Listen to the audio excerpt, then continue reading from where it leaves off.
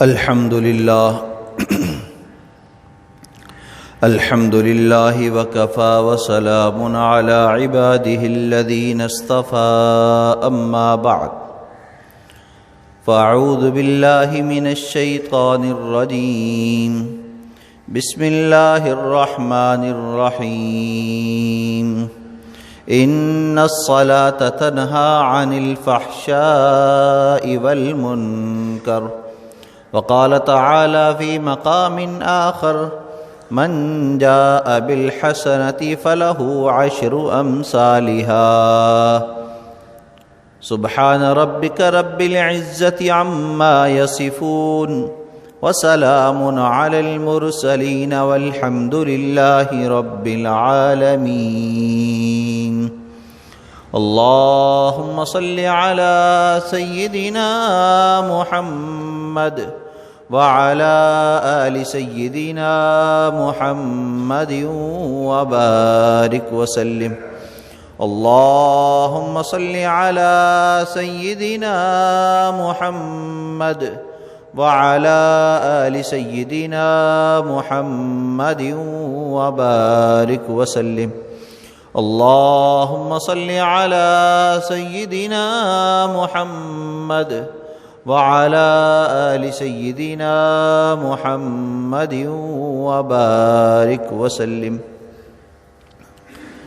دین کے 5 بنیادی ارکان ہیں: کلمہ، نماز، زکوٰۃ، روزہ اور حج۔ کلمہ شہادت کے بعد سب سے اہم رکن نماز ہے۔ نماز میں اللہ کے محبوب صلی اللہ علیہ وسلم کی آنکھوں کی ٹھنڈک ہے۔ نماز اللہ تعالیٰ سے ہم کلامی کا ذریعہ ہے۔ نماز دن میں 5 وقتوں میں فرض ہے۔ نماز اللہ کے قرب کا ذریعہ ہے۔ نماز تمام مسائل کا حل ہے۔ نماز قیامت کے دن بخشش کا سبب ہے۔ نماز عذاب قبر سے محفوظ کر دینے والی ہے۔ نماز دنیا آخرت کی تمام پریشانیوں سے چھڑانے والی چیز ہے۔ نماز ہی کے ذریعے اللہ تعالیٰ ایمان والوں کو معراج عطا فرماتے ہیں۔ اسی لیے یوں فرمایا گیا الصلاۃ معراج المؤمن، کہ نماز میں ہی مومن کی معراج ہے۔ اگر ہم اللہ کا قرب چاہتے ہیں، بلندیاں چاہتے ہیں، دنیا آخرت میں کامیابی سے ہم کنار ہونا چاہتے ہیں، تو پھر نماز کا اہتمام کیجیے۔ نماز کو کبھی نہ چھوڑیے۔ نماز کا اہتمام اللہ تعالیٰ کے محبوب صلی اللہ علیہ وسلم کی سنت ہے۔ ایک نماز پڑھ لینے کے بعد دوسری نماز کی فکر لگ جانا سنت نبوی ہے۔ نماز کے لیے مسجد میں دل کا اٹکنا، دل کا لگا رہنا مومنین کی پہچان ہے۔ ایمان والوں کی علامت نماز ہے۔ کفر اور ایمان کے درمیان فرق کرنے والی چیز نماز ہے۔ نماز ہی وہ عمل ہے جس کے ذریعے انسان اللہ سے اپنا ہر مسئلہ حل کرا سکتا ہے۔ تمام مسائل کا حل نماز میں ہے۔ مسئلے حل ہو جانے کے بعد بھی نماز فرض ہی رہتی ہے۔ صرف وظائف یا وقت پاس کرنے کے لیے نماز پڑھ لینا کافی نہیں، بلکہ نماز تو ہر حال میں فرض ہے۔ نماز وہ نعمت ہے جو اللہ تعالیٰ نے اپنے محبوب صلی اللہ علیہ وسلم کو تحفتاً عطا کی ہے۔ مکہ اور مدینہ کی سرزمینوں پر تمام احکامات کا نزول ہوا۔ نماز وہ عبادت ہے جس کے لیے اللہ تعالیٰ نے اپنے محبوب صلی اللہ علیہ وسلم کو معراج عطا فرمائی، اور جب آپ ملاقات کے لیے تشریف لے کر گئے تو آپ نے تحفہ پیش کیا، التحیات للہ والصلوات والطیبات، السلام علیک ایھا النبی ورحمۃ اللہ وبرکاتہ، اللہ کی طرف سے جواب آیا۔ پھر آگے اللہ نے فرمایا کہ اے میرے محبوب، تیرا دل اپنی امت کی طرف لگا رہتا ہے، تو غم نہ کر، السلام علینا وعلی عباد اللہ الصالحین۔ اس سارے تحفے تحائف اور ملاقات کے وقت کی اس ہم کلامی کو سن کر جبرائیل امین بول اٹھے، اشہد ان لا الہ الا اللہ واشہد ان محمدا عبدہ ورسولہ۔ جہاں اللہ کا نام ہوگا وہ اللہ کے محبوب کا تذکرہ بھی ساتھ ہوگا۔ تو اللہ تعالیٰ نے اس ملاقات کے اختتام پر جب آپ کی رخصتی کا وقت ہوا، آنے لگے، تو آپ کو تحفے عطا کیے۔ ان میں سے ایک تحفہ نماز کا بھی تھا، ایک تحفہ نماز کا بھی تھا۔ نمازیں 50 فرض کی گئیں، 50 عطا کی گئیں۔ اللہ کے محبوب صلی اللہ علیہ وسلم تحفے تحائف لے کر واپس لوٹتے ہیں۔ واپسی پر حضرت موسیٰ علیہ السلام سے ملاقات ہوئی، وہ انتظار میں بیٹھے تھے۔ چونکہ اللہ کے کلیم تھے، جانتے تھے کہ اللہ کی ملاقات کے لیے گئے ہیں تو کچھ نہ کچھ تو تحفہ لے کر ہی آئیں گے۔ جیسے ہی آپ ان کے سامنے آتے ہیں، آپ کا دیدار کرتے ہیں، مسکراتے ہیں، اے اللہ کے محبوب صلی اللہ علیہ وسلم، کیا تحفہ ملا؟ فرمایا کہ نماز کا تحفہ ملا ہے۔ کتنی نمازیں ملی؟ کہا 50۔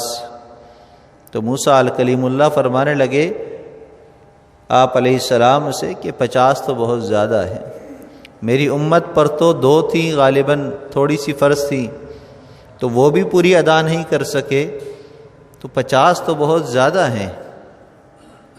آپ جائیے اللہ تعالیٰ سے درخواست کیجئے تاکہ کچھ نماز میں کمی ہو جائے۔ آپ واپس تشریف لے کر گئے، اللہ کے حضور پیش ہوئے، اے محبوب کیا بات ہے؟ فرمایا کہ یا اللہ، نمازیں بہت زیادہ ہیں، کچھ کم کر دیجئے، کچھ آسانی کر دیجئے۔ اللہ تعالیٰ کی طرف سے آپ کو 45 کی ندا آئی، 45 کر دی گئی۔ آپ پھر واپس خوشی خوشی لوٹے کہ میری درخواست منظور ہو گئی۔ لیکن جب موسیٰ علیہ السلام سے ملاقات ہوئی تو ان نے پوچھا، پھر بتلایا کہ 50 سے 45 ہو گئیں۔ کہا کہ نہیں، ابھی بھی بہت زیادہ ہیں، آپ دوبارہ جائیے۔ یہاں تک کہ آپ 5 نمازیں کم ہوتی چلی گئیں، اور موسیٰ علیہ السلام کی ملاقات کے بعد ان کے اصرار پر آپ واپس جاتے گئے، یہاں تک کہ آخر میں 45 معاف ہو کر صرف 5 رہ گئیں۔ اب بھی موسیٰ علیہ السلام نے اصرار کیا کہ اے اللہ کے حبیب صلی اللہ علیہ وسلم، آپ واپس جائیے، 5 بھی زیادہ ہیں۔ تو آپ نے فرمایا کہ اب مجھے اللہ سے حیا آتی ہے، اب مجھے اللہ سے حیا آتی ہے کہ اب میں پھر جاؤں اور بھی کم کراؤں۔ 50 سے 50 45 ہو گئیں، 5 رہ گئیں، اور آتے ہوئے اللہ نے ایک اور تحفہ بھی دیا۔ اللہ نے کہا کہ اے میرے محبوب، فرض تو 50 ہی ہیں، پڑھنی 5 ہوں گی، لیکن ثواب ہم 50 کا ہی عطا کریں گے۔ من جاء بالحسنۃ فلہ 10 امثالھا، کہ تم ایک نیکی کرو گے تمہیں 10 گنا بڑھا کر ملے گا، 5 پڑھو گے 50 کے برابر ثواب ملے گا۔ تو گویا کہ اللہ نے اس امت کے لیے قانون بنا دیا، تحفہ ہدیتاً پیش کر دیا کہ نمازیں تو 5 فرض ہیں، 5 ہی پڑھو گے، لیکن ایک نماز پڑھنے پر 10 نمازوں کا ثواب، گویا کہ دن کی 5 پڑھ لو 50 ادا ہو گئی، 50 کے برابر ثواب۔ وہ اللہ جو کریم ہے اور اس کا محبوب جو کریم ہے، ہم 2 کرم والوں کے نوازے گئے ہیں۔ اللہ بھی کریم ہے، اللہ کے محبوب بھی کریم ہے، اور یہ امت محمدیہ کریمین کی کرم نوازیوں کے تلے زندگی گزار رہی ہے، پھر بھی ناشکری کرتی ہے۔ پھر بھی نعمتیں کھا کر شکر ادا نہیں کرتے، سب کچھ حاصل کر کے بھی زبان پر یہی بول ہوتے ہیں کہ کچھ ہوتا ہی نہیں ہے، کچھ مال ہی نہیں ہے، کچھ کام ہی نہیں چل رہا، حالانکہ دن میں ایک نہیں 3 دفعہ کھانے کو ملتا ہے، پھر بھی شکر ادا نہیں ہو رہا۔ اس لیے کہ شکر ادا کرنے کا طریقہ یہ ہے کہ انسان زبان سے کہے کہ اللہ تیرا شکر ہے، الحمدللہ، لیکن ساتھ ساتھ اپنے عمل کے ذریعے بھی ظاہر کرے کہ میں تیرا شکر ادا کر رہا ہوں، اور وہ عمل نماز ہے کہ نماز کے ذریعے انسان شکر گزار بن جاتا ہے، اللہ کے شکر ادا کرنے والے بندوں میں شامل ہو جاتا ہے۔ تو ہمیں نماز کا بہت زیادہ اہتمام کرنا چاہیے۔ اب کچھ عجیب باتیں ہیں، نقطے کی باتیں ہیں، سن لیجئے، ایمان بڑا تازہ ہو جائے گا۔ اللہ کے محبوب صلی اللہ علیہ وسلم نے سفر معراج میں مسجد اقصی میں امامت کرائی تھی، اور امامت تو تمام انبیاء علیہ السلام کی آپ نے کرائی تھی، لیکن ملاقاتیں آسمانوں پر جاتے ہوئے چند انبیاء علیہ السلام سے ہوئیں۔ لیکن عجیب بات یہ ہے کہ حضرت آدم علیہ السلام جو باپ ہیں پوری انسانیت کے، ابو الانسان ہیں، ابراہیم خلیل ہیں، عیسیٰ روح اللہ ہیں، اور یونس علیہ السلام اور انبیاء علیہ السلام بھی ہیں، لیکن جب اللہ کی ملاقات کے لیے آپ جاتے ہیں اور وہاں سے واپس آتے ہیں تو ملاقاتیں سب سے ذکر نہیں ہے کہ سب سے واپسی پہ بھی ملاقاتیں ہوئی، صرف جاتے ہوئے ملاقات ہوئی اور امامت ہوئی، آتے ہوئے صرف اور صرف موسیٰ علیہ السلام سے ملاقات ہوئی۔ یہ کیا بات ہے؟ ابراہیم خلیل اللہ علیہ السلام سے کیوں ملاقات نہیں ہوئی؟ آدم علیہ السلام نے یہ کیوں نہیں کہا رک کر کے نمازیں زیادہ ہیں کم کرا لیجئے؟ باپ تو بڑا شفیق ہوتا ہے، تو وہ تو باپ کی حیثیت رکھتے تھے، تو انہوں نے کیوں نہیں کہا؟ اللہ نے ان کا انتخاب کیوں نہیں کیا؟ موسیٰ علیہ السلام کا انتخاب اللہ کی طرف سے کیوں ہوا؟ اور موسیٰ علیہ السلام نے ہی بھی یہ نقطہ کیوں اٹھایا کہ آپ نمازیں کم کرائیے، بہت زیادہ ہیں؟ علماء نے بڑا عجیب نقطہ لکھا، کہا کہ دنیا میں رہتے ہوئے اللہ تعالیٰ سے ہم کلامی کا شرف اللہ نے موسیٰ علیہ السلام کو عطا کیا تھا، اور موسیٰ علیہ السلام جب جو ہے اللہ سے ہم کلامی کرتے تھے تو ایک مرتبہ خواہش ظاہر کر بیٹھے، اپنی آرزو تمنا سامنے رکھی، ربی ارنی انظر الیک، اے اللہ میرا دل چاہتا ہے کہ میں آپ کو دیکھوں، میرا دل چاہتا ہے میں آپ کو دیکھوں، کیونکہ اللہ سے ہم کلام ہو رہے ہیں، بار بار آواز سن رہے ہیں اللہ کی طرف سے آنے والی، تو جب انسان کسی کی آواز سنتا ہے تو اس آواز کے اندر بڑی چاہت پیدا ہو جاتی ہے، دل جو ہے اس آواز کی طرف مائل ہوتا ہے، تو دل کے اندر یہ خواہش اور تمنا ہوتی ہے کہ ہم دیدار تو کریں کہ یہ آواز والا کون ہے، آواز والا کون ہے۔ اسی لیے شریعت مطہرہ نے کہا کہ غیر محرم کی جو آواز ہے اس کا بھی پردہ ہے، اس کی آواز بھی کسی غیر محرم کے کان میں نہ جائے، کہیں ایسا نہ ہو کہ کسی کی آواز سن کر تمہارے دل کے اندر لالچ پیدا ہو اور تم اس کی طرف متوجہ ہو جاؤ، اور پھر اس کی آواز کی وجہ سے اس کے دیدار کی طرف مائل ہو کر زنا جیسے گناہ کے اندر، بدنظری جیسے گناہ کے اندر مبتلا ہو جاؤ۔ تو کہا کہ آواز کا بھی پردہ ہے، آواز کو بھی دھیما رکھے، آواز کا بھی پردہ کرائیں۔ یہ صرف اوپر سے برقع پہن لینا، نقاب لگا لینا کافی نہیں، آوازوں کو پست رکھنا بھی ضروری ہے۔ ہمارے گھروں کی بناوٹیں ایسی ہیں جس میں صحن نہیں ہے، 4 دیواریاں نہیں ہیں، ایک ہی دیوار دونوں گھروں کی ملی ہوئی ہے، بآسانی آوازیں ادھر ادھر چلی جاتی ہیں، تو ہمیں تو بہت زیادہ محتاط ہو کر رہنا چاہیے اس معاملے میں، اس لیے کہ آس پاس رہنے والے اکثر مرد غیر محرم ہی ہوتے ہیں عورت کے لیے، تو اپنی عورتوں کو ہم تلقین کریں اس بات کی کہ گھر میں گفتگو اور بات چیت کے دوران آوازوں کو کم رکھیں۔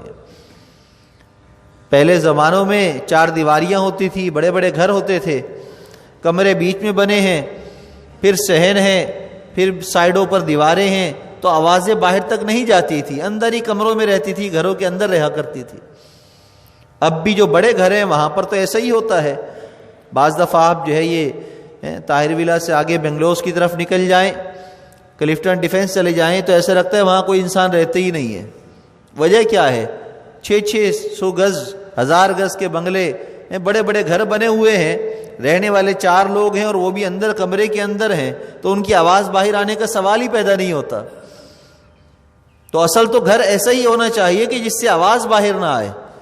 چونکہ ہمارے پاس یہ سہولت موجود نہیں ہے، قریب قریب گھر بنے ہوئے ہیں، بیچ میں بس ایک دیوار کا فاصلہ ہے، تو بہت زیادہ ضرورت ہے اس بات کی کہ ہم اپنے گھروں کے اندر اس بات کی تلقین کریں، سمجھائیں اس بات کو کہ رسول اللہ صلی اللہ علیہ وسلم نے ازواج مطہرات کی بھی آوازوں کو دوسرے سے سننے سے منع کیا. یہاں تک کہ ایک مرتبہ عائشہ صدیقہ رضی اللہ تعالیٰ عنہ قرآن پاک کی تلاوت فرما رہی تھی، آپ گھر سے باہر تشریف لائے تو آپ کو آواز سنائی دی، تو آپ نے دیکھا کہ دیوار میں ایک سوراخ ہے جہاں سے آواز آ رہی ہے، تو آپ نے اس سوراخ کو بند کر دیا تاکہ آواز کے آنے کا راستہ بند ہو جائے. تو آپ اتنا اہتمام فرمائیں، اور ہم امتی ہونے کے باوجود یہ دعویٰ کریں کہ ہم تو پاک صاف ہیں، ہمیں کوئی مسئلہ ہی نہیں ہے، آواز، ملاقات، دیدار کچھ بھی کر لیں، ہمارا ایمان برقرار ہے، تو یہ نفسانی اور شیطانی دھوکے کے علاوہ کچھ بھی نہیں ہے. تو اس لیے دھوکے میں نہ پڑیے، بلکہ اس چیز کا بھی اہتمام کرائیے. موسیٰ علیہ السلام سے اللہ ہم کلامی کرتے تھے، تو موسیٰ علیہ السلام کو ربی ارنی انظر الیک، اے اللہ میں چاہتا ہوں کہ میں آپ کو دیکھوں. لن ترانی، موسیٰ نہیں دیکھ سکتے، نہیں دیکھ سکتے، اللہ نے منع فرما دیا. اور پھر زیادہ اصرار کیا تو ایک تجلی نازل فرمائی، جو مفسرین نے لکھا ہے 70 پردوں کے اندر سے ایک تجلی اللہ نے ظاہر فرمائی تو کوہ طور سیاہ ہو گیا، موسیٰ علیہ السلام پر غشی طاری ہو گئی. ایک تجلی 70,000 پردوں کے درمیان سے، پیچھے سے. اور جب اللہ تعالیٰ نے اپنے محبوب کو معراج عطا فرمائی تو سارے پردے ہٹا کر سامنے کھڑا کر دیا. فَأَوْحَىٰ إِلَىٰ عَبْدِهِ مَا أَوْحَىٰ، آمنے سامنے کھڑے ہو کر کھڑا کر کے بات کی، کہا مَا زَاغَ الْبَصَرُ وَمَا طَغَىٰ، میرے محبوب تو میرے عشق میں، میرے جلال میں، تجلیات میں ایسا گم ہوا کہ اس کا تو دھیان بھٹکا ہی نہیں ہے، نہ نظر گئی نہ دھیان گیا، وہ تو بس ٹکٹکی باندھ کر دیکھ رہا تھا، رب کا دیدار کر رہا تھا. تو موسیٰ علیہ السلام آسمان پر موجود ہے. جب اللہ تعالیٰ کا دیدار کر کر آپ واپس تشریف لائے تو اللہ نے موسیٰ علیہ السلام کا انتخاب کیا، ملاقات کیجئے، بات چیت کیجئے. آپ کی دنیا میں یہ حسرت تھی کہ میں اللہ کا دیدار کروں، تو اب بغیر پردے کے اگر کسی کو میں نے دیدار کرایا ہے تو وہ میرے محبوب ہیں، تو اس کا ہی دیدار کر لو. اور یہ وہ ہستی ہیں جن کو میں بغیر پردوں کے دیدار کرا سکتا ہوں، اس کے علاوہ کوئی نہیں، اس کے علاوہ کوئی نہیں. اسی لیے موسیٰ علیہ السلام کی وہ خواہش بھی پوری ہو گئی. ایسا دیدار، ایسے آپ پر انوارات، تجلیات کہ اللہ سے ملاقات کر کے آئے ہیں تو آپ کا دیدار کرایا. یہ مسئلہ بھی میں آپ کو واضح کر دوں. حدیث مبارکہ میں آتا ہے جب کوئی شخص حج عمرے سے آئے تو اس کا دیدار کرو، اس کے ماتھے کا بوسہ لو، اس لیے کہ وہ اللہ کا گھر دیکھ کر آیا ہے، تجلیوں کا ورود اس پر ہوا ہے، اللہ کی رحمتوں کا نزول اس پر ہوا ہے، وہ براہ راست کعبۃ اللہ کو، روضہ شریف کو دیکھ کر آ رہا ہے. لہذا آنے کے بعد سب سے پہلے اس کی آنکھوں کا بوسہ لو، ماتھوں کا بوسہ لو. تم اس کا دیدار کرو گے، تمہیں بھی ویسے ہی ثواب ملے گا جیسے کعبۃ اللہ اور روضہ رسول کو دیکھنے کا ثواب ہے. تو اللہ تعالیٰ نے موسیٰ علیہ السلام کا انتخاب کیا کہ آپ اپنی تھوڑی آرزو پوری کر لیجئے، ہمارا محبوب آ رہا ہے، ملاقات کر لیجئے. بڑے شوق سے آپ کا دیدار بھی کیا، پھر آپ سے ہم کلامی بھی کی. دوسری بات، اللہ تعالیٰ تو قادر مطلق ہیں، جو چاہے کر سکتے ہیں، دلوں کے حالوں کو جانتے ہیں. انہ علیم بذات الصدور، اللہ کو پتہ تھا کہ نمازیں تو 5 ہی میں نے دینی ہے، فرض کرنی ہے، 50 کیوں دی؟ چلو 50 دے دی تھی. جب پہلی مرتبہ ہی موسیٰ علیہ السلام کے کہنے پر، اصرار پر آپ واپس تشریف لے کر آئے اور اللہ کی منشا بھی یہی تھی، تو اسی وقت پہلی دفعہ میں ہی اللہ کہتے کہ اے میرے محبوب چلیں، آپ کی درخواست قبول ہے، ہم 5 کر دیتے ہیں، 50 کا ثواب دے دیں گے. ایسا بھی نہیں ہوا، بار بار واپس گئے، 5 کر کے 9 مرتبہ دیدار ہوا، 9 مرتبہ واپسی ملاقات ہوئی. علماء فرماتے ہیں کہ اللہ بتلانا چاہتے ہیں قیامت تک آنے والے انسانوں، اس گمان میں نہ رہ جانا کہ میں نے اپنے محبوب کو صرف ایک دفعہ معراج عطا کی. نہیں، میرا محبوب تو وہ ہے، وہ جب چاہے مجھ سے ملنے کے لیے آ جائے. دیکھو ایک ہی دفعہ میں اس نے 9 دفعہ بھی آنا چاہا تو میں نے روکا نہیں، وہ آتا رہا. لہذا تم بھی اگر مجھ تک آنا چاہتے ہو تو میرے محبوب کے راستے سے ہی آنا، تو پھر تم بآسانی پہنچ جاؤ گے، بار بار آ جاؤ گے، ملاقات بھی ہو جائے گی، دیدار بھی ہو جائے گا. اگر میرے محبوب کا راستہ چھوڑ دیا تو یاد رکھو پھر دیدار نصیب نہیں ہوگا، جنت نہیں ملے گی. تو بار بار آپ کو معراج عطا ہوئی، بار بار اللہ کا دیدار اللہ نے کرایا، 9 دفعہ آپ کو معراج عطا فرمائی۔ اور ہمیں دن میں اللہ یہ نعمت 5 مرتبہ عطا فرماتے ہیں، حی علی الصلاح حی علی الفلاح، آ جاؤ نماز کی طرف، تم عبادت ایسے کرو جسے تم اللہ کو دیکھ رہے ہو۔ اور اگر یہ گمان نہ بن سکے، یہ کیفیت نہ بن سکے، تو اللہ تو دیکھ ہی رہا ہے، اللہ تو دیکھ ہی رہا ہے۔ تو گویا کہ نماز وہ عبادت ہے کہ جس موقع پر اللہ کا دیدار ہو رہا ہے، اللہ براہ راست نمازی کی طرف متوجہ ہیں، جہاں جہاں نمازی نماز میں پڑھتا چلا جاتا ہے اللہ کی طرف سے جواب آتا چلا جاتا ہے۔ تو اس لیے ہمیں نمازوں کا خوب اہتمام کرنا چاہیے۔ ایک نقطہ اور لکھا ہے علماء نے، دنیا میں ساری کائنات سے افضل ترین ہستی کون ہے اللہ کے بعد؟ اللہ کے محبوب صلی اللہ علیہ وسلم۔ تو لہٰذا سب سے بڑے حکیم بھی آپ ہیں، سب سے بڑے عقل مند بھی آپ ہیں، سب سے زیادہ صفات والے بھی آپ ہیں، تمام انبیاء علیہ السلام کی صفات آپ میں جمع ہیں، حسین و جمیل ہیں، خوبصورت ہیں، صفاتوں والے ہیں، عقل مند ہیں، داناؤں کے دانا ہیں، سلطانوں کے سلطان ہیں، بادشاہوں کے بادشاہ ہیں، اللہ سے ملاقات کر کے آ رہے ہیں۔ اور موسیٰ علیہ السلام جو اللہ کے کلیم ہیں، جنہوں نے درخواست کی تب بھی اللہ نے دیدار نہیں کرایا، صرف ایک تجلی نازل فرمائی، اس میں بھی غشی طاری ہو گئی۔ موسیٰ علیہ السلام اللہ کے محبوب صلی اللہ علیہ وسلم کو بتلا رہے ہیں کہ آپ کی امت پڑھ نہیں سکے گی 50 نہیں پڑھ سکے گی، کم کرائیے۔ آپ کے نے خود یہ کیوں نہیں سوچ لیا، یا آپ کے دماغ میں یہ بات کیوں نہیں آ گئی؟ بات ہے کہ نہیں؟ آپ زیادہ عقل مند، زیادہ سمجھدار ہیں، تو آپ نے ہی یہ خود کیوں نہیں سوچ لیا؟ جب اللہ نے کہا کہ بھی 50 نمازوں کا تحفہ ہے، تو آپ کہتے ہیں اللہ میری امت نہیں پڑھ سکے گی، بڑی گناہگار امت ہے، بڑی کمزور ہے، لہٰذا آپ ذرا کم کیجئے۔ خود نہیں کم کرائے، جیسے ہم کرتے ہیں نا، ہم جب بازار جاتے ہیں کوئی چیز خرید و فروخت کے لیے تو ہم خود ہی بارگیننگ کرتے ہیں۔ تو اللہ کے محبوب صلی اللہ علیہ وسلم سے بڑا شفیق تو کوئی نہیں ہے، بڑا مہربان تو کوئی نہیں ہے، تو آپ نے خود ہی کیوں بات چیت نہیں کی کہ اللہ کم کر دیجئے؟ اس کا جواب بھی سن لیجئے، دین اسلام وہ دین ہے جس میں ہر مسئلے کا حل موجود ہے، لہذا ہمیں اگر آسمانی کتابیں پڑھنی ہے تو صرف قرآن پاک ہے، اس کے علاوہ کوئی کتاب پڑھنے کی ہمیں ضرورت نہیں ہے۔ اگر علم ہمیں حاصل کرنا ہے تو صرف قرآن و حدیث کا علم ہے، اس کے علاوہ کہیں علم نہیں ہے۔ معلومات ہیں، علم نہیں ہے۔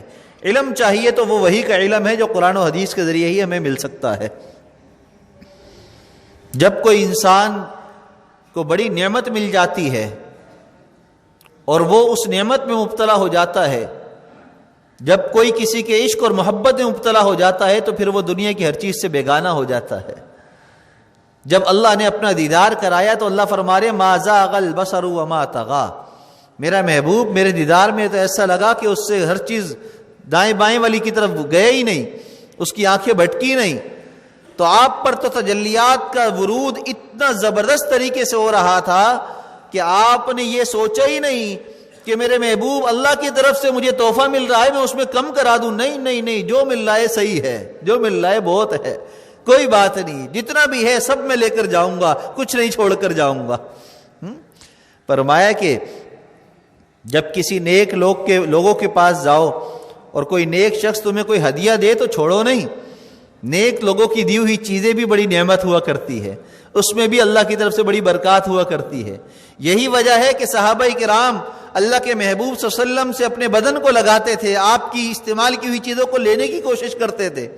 ایک مرتبہ ایک شخص آپ کی خدمت میں ایک ہدیہ تحفہ آیا، لال دھاری دھار قمیض تھی، بہت خوبصورت تھی، آپ نے زیب تن کی، آپ بہت خوبصورت لگ رہے تھے، لال دھاری دھار قمیض تھی، اسی وجہ سے رنگین کپڑا پہننا بھی جائز ہے۔ اللہ کے محبوب صلی اللہ علیہ وسلم نے لال دھاری دھار قمیض پہنی ہے، تھوڑی دیر کے لیے پہنی، دوسرے صحابی بیٹھے ہوئے تھے، فوراً فرمانے لگے یا رسول اللہ صلی اللہ علیہ وسلم یہ مجھے بہت اچھی لگ رہی ہے، مجھے دے دیجئے، مجھے دے دیجئے۔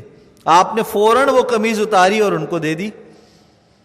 بعد میں دوسرے ساتھی نے کہا کہ کیا کرتے ہو، آپ پر اتنی خوبصورت لگ رہی تھی، آپ اتنا جچ رہے تھے، آپ نے لے لی؟ کہا کہ اسی لیے تو لے لی کہ آپ پر خوبصورت لگ رہی تھی، میں نے چاہا کہ یہ میرے بدن پر آ جائے، میرے بدن کا کفن بن جائے، تو اس سے بڑی نعمت کیا ہوگی کہ آپ کے بدن سے لگا ہوا کپڑا ہوگا۔ تو یہی صحابہ والی سنت آج تک چلی آ رہی ہے کہ جو بھی اللہ والوں کی صحبت میں جائے، علماء کے پاس جائے، تو چاہت ہو کہ وہاں سے کچھ مل جائے، چاہے تھوڑی سی چیز ہی کیوں نہ ہو، کوئی بظاہر بالکل کم قیمت چیز کیوں نہ ہو، اگر مل جائے تو اس کو ہم شرف اور اعزاز سمجھ کر اپنے ساتھ لے کر آ جائیں، اور یہ سمجھیں کہ ایک بڑے کا تحفہ ہے، بڑے کا تحفہ ہے۔ تو اللہ کی طرف سے جب 50 نمازوں کا تحفہ ملا تو اللہ کے محبوب صلی اللہ علیہ وسلم نے یہ سوچا ہی نہیں کہ یہ نمازیں بہت ہیں، کہا کہ بہت ہیں تو کیا ہوا، محبوب کا تحفہ ہے، پورا لے کر جاؤں گا، کچھ نہیں چھوڑ کر جاؤں گا۔ لیکن جب موسیٰ علیہ السلام کے پاس آئے تو وہ تو تجلیات کو ان پر ورود نہیں ہوا تھا، وہ تو حقیقت کی آنکھ سے دیکھ رہے تھے کہ بہت زیادہ آ گئی ہیں، آپ واپس جائیے۔ تو آپ پھر واپس گئے ان کے کہنے پر، تو اس کے اندر کوئی کمی کی بات نہیں ہے، کوئی نقص کی بات نہیں ہے، بلکہ یہ تو تجلیات کے ورود کی بات ہے۔ جس پر زیادہ ہوئیں وہ اسی عشق کے اندر مبتلا ہو گیا، وہ اسی غم، اسی کی خوشی کے اندر مبتلا ہو گیا، اس کا دھیان ہی نہیں گیا اس کی طرف۔ اسی وجہ سے اللہ کے محبوب صلی اللہ علیہ وسلم نے یہ سوال نہیں اٹھایا، بلکہ اللہ کے کلیم موسیٰ علیہ السلام کے کہنے پر آپ واپس گئے۔ پھر آپ کو خیال آیا کہ ہاں بہت زیادہ ہے، بہت زیادہ ہے۔ تو اس لیے نماز کا ہمیں خوب اہتمام کرنا ہے۔ آخری بات، نماز صرف انسانوں پر فرض نہیں ہے، نماز کا حکم تو تمام مخلوقات کے لیے ہے، تمام مخلوقات کے لیے ہے۔ تو اس لیے ہم یہ سوچ کر نماز ادا کیا کریں کہ نماز تو سبھی ادا کرتے ہیں، کہ اللہ تو مجھے ادا کرنے کے لیے قبول فرما لے۔ اگر تو نے قبول کر لیا تو تیری یہ نعمت اور اعزاز ہے، اللہ میری قسمت کھل جائے گی، اور اگر میں ادا نہیں کر رہا تو میں بدقسمت ہوں، بد نصیب ہوں کہ اللہ نے مجھے محروم کر دیا اس سے۔ علماء نے لکھا ہے، درخت قیام کی حالت میں کھڑے ہیں، نماز کی حالت ہے ان کی، اللہ کی تسبیح کرتے ہیں، قیام کی حالت ہے۔ فرمایا کہ جو چوپاہے ہیں، 4 پاؤں والے ہیں، یہ رکوع کی کیفیت کے اندر ہیں، رکوع کی حالت کے اندر ہیں، اللہ کی نماز تسبیح کو بیان کرتے رہتے ہیں، اس رکوع کی حالت میں رہتے ہیں۔ اور جو کیڑے مکوڑے ہیں زمین پر رینگنے والے، چلنے والے، وہ سجدے کی حالت میں ہیں اور وہاں پر اپنی عبادت کو ادا کر رہے ہیں، سجدے میں پڑے رہتے ہیں۔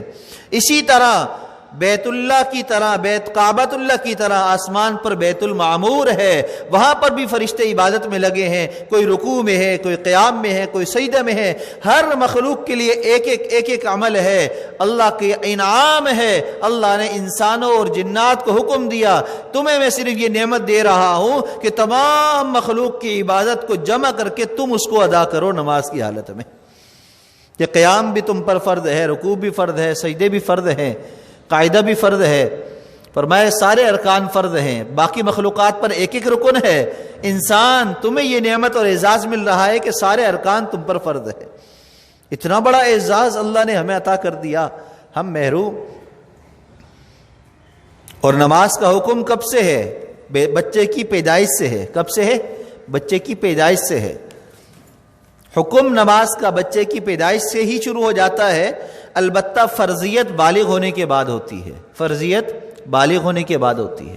اصول یہ ہے کہ جب بچہ 7 سال کا ہو جائے تو اس کو نماز سکھائیں، کبھی کبھی اس کو پڑھائیں، ساتھ کھڑا کریں، اس کو بتائیں کیسے نماز پڑھنی ہے۔ 10 سال کا ہو جائے تو حدیث مبارکہ میں آتا ہے کہ اس کو ماریں اگر نماز نہ پڑھے تو، تاکید کی کریں، اس کو سختی کریں اس پر، یہاں تک کہ 13-14 سال، 15 سال، 16 سال، جس عمر میں بھی وہ بالغ ہو جائے تو پھر اب نماز اس پر فرض ہے۔ اب اس وقت تک اس کو نماز پڑھا کر نماز کا عادی بنا دیں تاکہ بالغ ہوتا ہی کوئی نماز اس کی نہ رہ جائے، نماز پڑھنے والا بن جائے۔ اب اس کا نام اعمال شروع ہو گیا۔ اب بچپن سے ہی نماز کا حکم ہے، اس کا ثبوت کیا ہے؟ جب انسان کی پیدائش ہوتی ہے، بچہ ہوتا ہے، بچی ہوتی ہے، تو سب سے پہلا عمل سنت کیا ہے؟ دائیں کان میں اذان دی جائے، بائیں کان میں اقامت کہی جائے۔ اللہ کی طرف سے بتلا دیا جاتا ہے کہ تمہاری زندگی کی اذان بھی ہو چکی، اقامت بھی ہو چکی، اذان اقامت کے درمیان بڑا کم وقت ہے، اب تمہاری نماز شروع ہے، سلام پھرنے والا ہے، اور جیسے ہی سلام پھرے گا تمہارا جنازہ سامنے رکھا ہوگا، لہذا اتنا سا وقت ہے۔ اذان اور اقامت کے ذریعے حی علی الصلاح حی علی الفلاح کانوں میں ڈال دیا جاتا ہے کہ تم نماز کے لیے آئے ہو، اللہ کی بندگی کے لیے آئے ہو، اللہ کی عبادت کے لیے دنیا میں بھیجے گئے ہو، لہذا اپنی زندگی کو ایسے ہی گزارنا جس طرح نماز پڑھی جاتی ہے، نہ ادھر ادھر دھیان دیا جاتا ہے، نہ اور کہیں متوجہ ہوا جاتا ہے، بلکہ اللہ کی طرف متوجہ ہو کر سجدے کی جگہ پر نگاہ ڈال کر نماز کو ادا کرنا ہوتا ہے۔ تم اپنی زندگی کے اندر بھی حلال حرام کی تمیز رکھنا، جب بھی کوئی موقع آ جائے تو لوگوں کی طرف دیکھنے کے بجائے اللہ کی طرف دیکھنا، لوگوں کے ذریعے اپنے کام نکلواؤ ضرور، لیکن اللہ سے پہلے درخواست کرو، دعا کرو، صدقہ خیرات کرو، پھر لوگوں کو بھی ذریعہ بنا دو۔ اللہ کے محبوب صلی اللہ علیہ وسلم کا یہی طریقہ ہے۔ لہذا نماز اور اقامت، اذان اور اقامت کے ذریعے یہ بتلا دیا جاتا ہے کہ تم پر نماز فرض ہے۔ بچپن سے ہی نماز کا حکم آ گیا۔ جب عیسیٰ علیہ السلام کی پیدائش ہوئی تو چونکہ آپ بغیر باپ کے پیدا کیے گئے تھے مریم سے، لوگوں نے اعتراض کیا کہ بچہ کہاں سے آ گیا؟ اللہ نے کہا کہ روزہ رکھ لیجئے، بات نہ کریے، مریم کو منع کر دیا۔ ہاں اگر لوگ اعتراض کریں، بات چیت کریں تو بچے کو کہیے، وہ خود ہی جواب دے گا۔ مریم نے اشارہ کیا بچے کی طرف کہ اسی سے پوچھ لو، بات نہیں کی، اشارہ کر دیا۔ جب اشارہ کیا تو عیسیٰ علیہ السلام گود میں تھے، وہی سے جواب دینے لگے اور کہا کہ مجھے اللہ نے اپنا نبی بنا کر بھیجا ہے، میں اللہ کا بندہ ہوں، میں اللہ کا بندہ ہوں۔ 16ویں سپارے کے اندر یہ سارا قصہ موجود ہے، وہاں جا کر پڑھ لیجئے۔ ساری باتیں میں بتلا دوں گا تو پھر خود پڑھیں گے نہیں، بولیں گے مولوی صاحب سب بتلا دیتے ہیں۔ تو یہ جا کر پڑھیے، وہاں پر قصہ کیا ہے، کیا بات ہوئی تھی، کیسے ہوئی تھی، انشاءاللہ دماغ روشن ہو جائے گا، عمل کی قوت پیدا ہوگی۔ اس وقت بچپن میں گود کے اندر عیسیٰ علیہ السلام کہہ رہے ہیں کہ اللہ نے مجھے نماز اور زکوٰۃ ادا کرنے کے لیے بھیجا ہے، بچپن میں گود میں کہہ رہے ہیں۔ تو گویا کہ اللہ نے شروع سے ہی نماز اور زکوٰۃ اور روزے کے لیے ہمیں بھیجا ہے، لہذا ہوش سنبھالنے کے بعد ہمیں یہی کام کرنا ہے۔ اللہ ہم سب کو تحفہ معراج کو صحیح طرح سنبھالنے کی اور قدر کرنے کی اور عمل کی توفیق عطا فرمائے۔ وآخر دعوانا